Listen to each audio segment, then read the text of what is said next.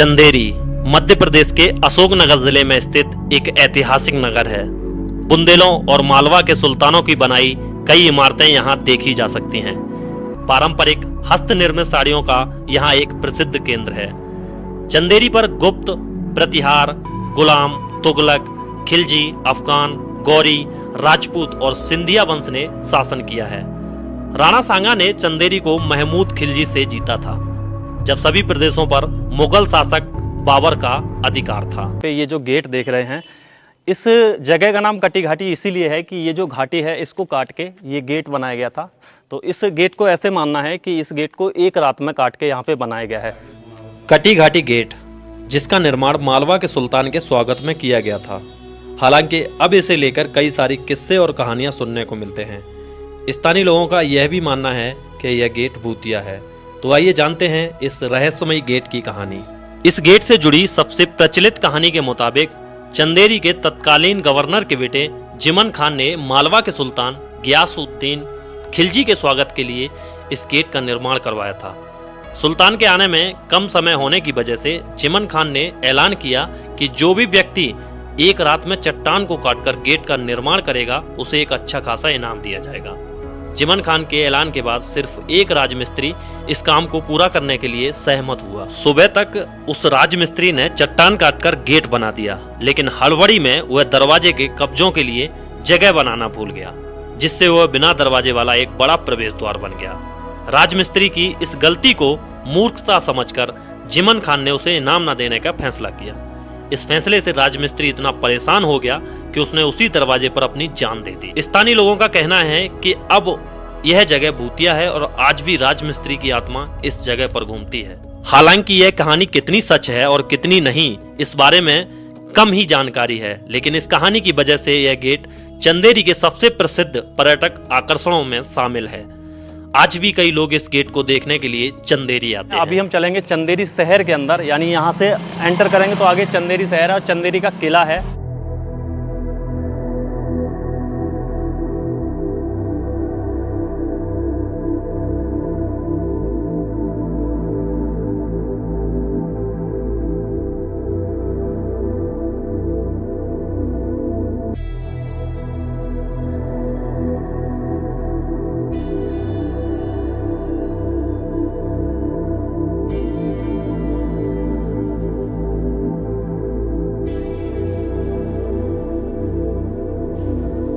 कटी घाटी से अभी हम पहुंच चुके हैं राजा रानी महल पे, और जैसे कि आप लोग देख रहे हैं यहाँ पे दो बहुत ही भव्य महल बने हुए हैं, जिसमें से एक को राजा का महल कहा जाता है और एक को रानी का महल कहा जाता है। महल अंदर से बहुत ज़्यादा खूबसूरत हैं और अभी जो स्त्री 2 मूवी आई थी उसमें यहीं पे शूटिंग हुई है।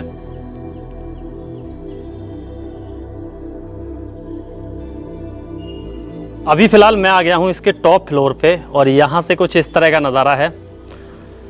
देखिए यहाँ पे इसके और भी ऊपर जा सकते हैं, लेकिन ऊपर जाने का अभी रास्ता बंद है।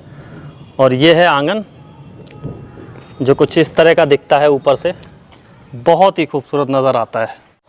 बारिश आ गई है फिर से। राजा रानी जो महल है उसको कनेक्ट करने के लिए यहाँ पे बीच में एक रास्ता बनाया गया है, जिससे दोनों ही महलों को कनेक्ट किया गया है। यानी इस महल से आप उसमें जा सकते हैं और उससे इसमें आ सकते हैं। महल से अभी हम चलेंगे किले पे और आप लोगों को दिखाएंगे वो प्राचीन किला जो चंदेरी के इतिहास को समेटे हुए आज भी खड़ा है। और जब आप किले की तरफ जाते हैं तो आप लोगों को यहाँ का जो रास्ता है वो भी काफ़ी प्राचीन दिखेगा। जितना पुराना ये शहर है उतना प्राचीन यहाँ के जो रास्ते हैं वो हैं। जब आप जाएंगे, जब आप उन रास्तों में चलते हुए निकलेंगे तो आपको फील होगा कि हम किसी प्राचीन शहर में घूम रहे हैं।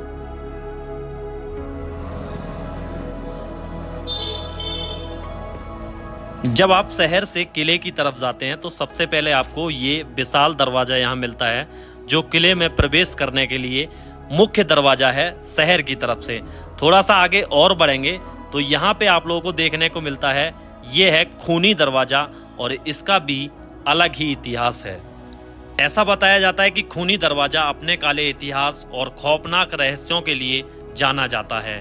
यह दरवाजा अपने साथ जुड़े खून खराबे की कहानियों के लिए कुख्यात है। स्थानीय किंवदंतियों के अनुसार इस दरवाजे ने यहाँ लड़ी गई कई लड़ाइयाँ और जान गंवाने के कारण अपना नाम कमाया। किले के इतिहास के दौरान ऐसा कहा जाता है कि दरवाजा सरेआम फांसी और युद्ध संघर्षों का स्थल था, जिसके कारण यह माना जाता है कि यह उन लोगों की आत्माओं से भरा हुआ है जो यहाँ पे बेरहमी से मारे गए थे। तोमर वंश के राजा कीर्ति सिंह ने करवाया था।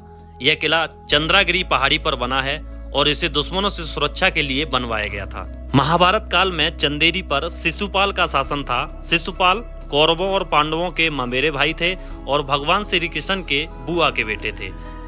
महाभारत काल में चंदेरी को चेद साम्राज्य के नाम से जाना जाता था, जहां के राजा शिशुपाल हुआ करते थे। 11वीं सदी में इस किले का जो निर्माण है वो शत्रुओं से बचाव के लिए करवाया गया था।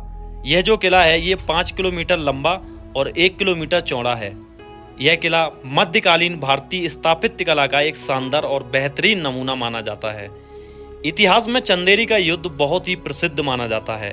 यह युद्ध मुगल शासक बाबर और राजपूतों के बीच लड़ा गया था। खानवा के युद्ध के नाम से जाने जाने वाला चंदेरी का युद्ध मोदिनी राय और मुगल शासक बाबर के बीच 1528 में लड़ा गया था।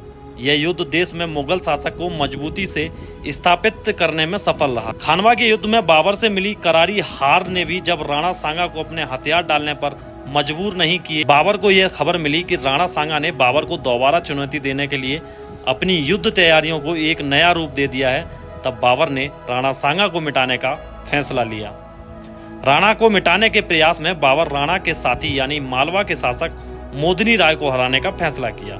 इस फैसले का नतीजा ये निकला कि दिसंबर 1527 में बाबर एक घुमावदार रास्ते से मालवा की राजधानी चंदेरी के किले की ओर बढ़ने लगा।